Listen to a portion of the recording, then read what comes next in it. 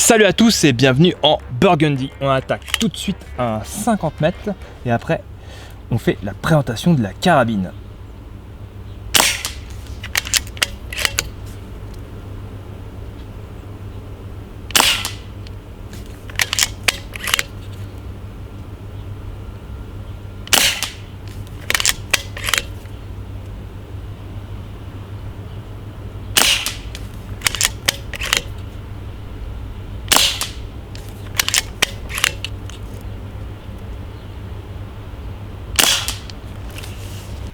Et voici le résultat à 50 mètres. Voici nos 6 tirs. Donc il y a eu certainement un double impact, je pense, ici.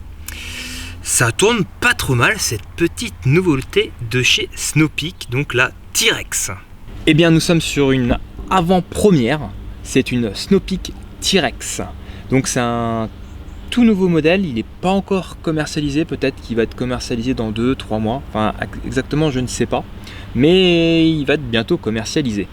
Alors, là, elle est en à peu près 25 joules, donc pleine puissance. Donc celles qui vont être commercialisées pour le marché français, elles vont être en moins de 20 joules, hein, donc bridage comme la PR900, Stoeger XM1 et j'en passe. Ses atouts, eh bien, normalement, elle va être dans la même zone de prix. Donc normalement, ça va être coton, hein, parce que là, elle vise carrément la XM1. Hein. Alors, c'est plus. Elle a un cylindre qui passe donc en 230 cc, alors qu'une PR900 ou une XM1, on est sur du 125 cc. On voit hein, déjà le cylindre est beaucoup plus volumineux. Ce qui est sympa, toujours dans le même style, on a le manomètre à l'avant ici. Alors moi j'ai regardé, pour faire du 50 mètres, donc en pleine puissance, là je suis aux alentours des 25 joules, on peut faire à peu près 30 tirs sans souci d'autonomie. Savoir que certainement à 25 mètres, on peut tirer un peu plus de tirs, donc gagner en capacité. Alors, qu'est-ce qu'on retrouve? On retrouve un rail Picatinny, afin de monter un bipied. On a un silencieux, et ce silencieux-là, il est pas trop mal. Il est amovible. Par contre, un conseil, je l'ai fait, si vous le démontez, donc il se dévisse, il faudra après enlever les deux goupilles qui sont ici, et après resserrer l'écrou par l'intérieur. Voilà. Et après, donc qu'est-ce qu'on retrouve quand on le dévisse? Eh bien, on retrouve un filetage 1,5 Dieu neuf ou 1,5 par 20 afin de monter un silencieux de son choix, mais il fait super bien le taf. Donc ça, c'est appréciable. On retrouve toujours, bon bah là, fibre optique pour le guidon. Là, on retrouve, ah non, il n'y a pas de fibre optique. Là, on a une hausse réglable en hauteur et en dérive. Rail Pica pour monter une lunette. Elle a pas mal d'atouts. Pour le prix. On retrouve un système pour régler certainement le poids de départ de la queue de détente, sécurité, levier d'armement totalement ambidextre. Je vais vous faire une démonstration. Ça c'est super sympa. Ici à l'arrière, on a un indicateur de chargement. Ici, tac, tac, là on le voit. L'appui-joue est réglable en hauteur. Elle a quand même pas mal de petits atouts. Ils ont complètement changé le système du barillet. On passe sur 12 coups. C'est pas mal du tout. Le système qui retient le barillet, eh bien là aussi ils ont complètement tout changé. Là on peut voir qu'il n'y a plus d'aimant, mais un joint, un peu comme sur les FX. Ça retient bien le barillet.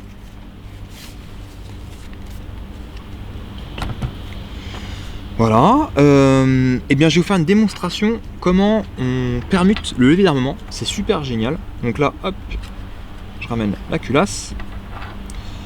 Avec juste une clé, on dévisse. Hop, si jamais on devient gaucher ou droitier du jour au lendemain.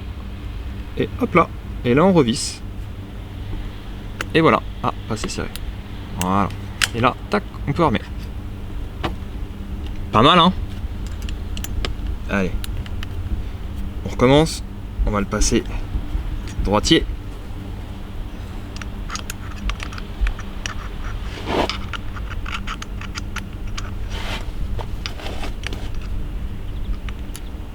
Ah. Tac, voilà.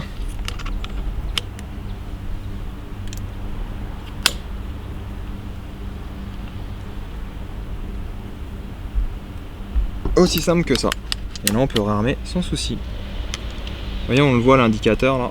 Hop là, j'ai désarmé. Voilà, voilà. Eh bien on va tester maintenant, on va faire un petit tir à 70 mètres. Allez, c'est parti, on va voir la précision. Allez, on attaque le 70 mètres.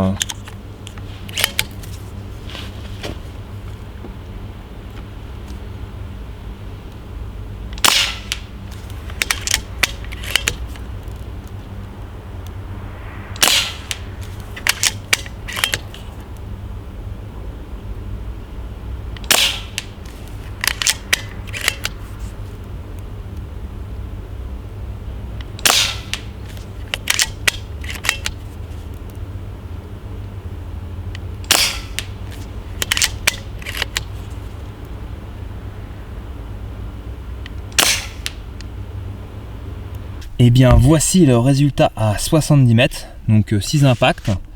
Le tout premier, souvent, bon bah maintenant on sait qu'il y a le tir de flambage, maintenant je le filme, comme ça il n'y a pas de souci. Et là on a les 5 autres impacts. Ça tourne pas trop mal, hein, cette fameuse petite carabine T-Rex. Pour mes essais, bon, la carabine elle est régulée, ça c'est une chose, mais quand même pour mes essais, je suis parti sur une pression d'environ 190 bars. Hop. Là, on va prendre les mesures. 291, 23. Donc on est à 291 mètres secondes, 23,1 joules. Et on est avec du JSB. Hop. 291, C'est pas mal, hein ça... 23.2. 291, C'est super stable. Ça fonctionne pas si mal. De toute façon, on l'a vu au niveau des résultats, entre le 50 et le 70 mètres. Elle propose de bons groupements, cette carabine. Allez, on est parti pour une prise de mesure du poids de départ. Hop, hop.